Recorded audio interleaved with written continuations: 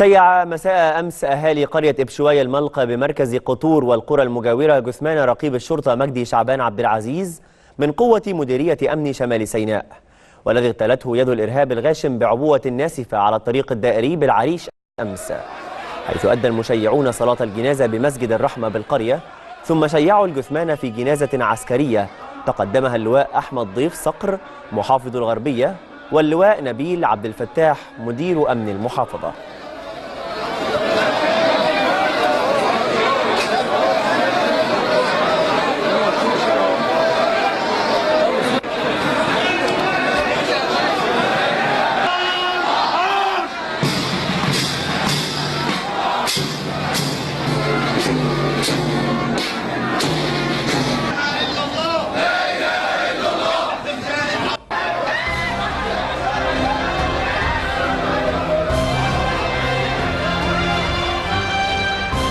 مشاهدينا، هذه النشرة متواصلة معكم وفي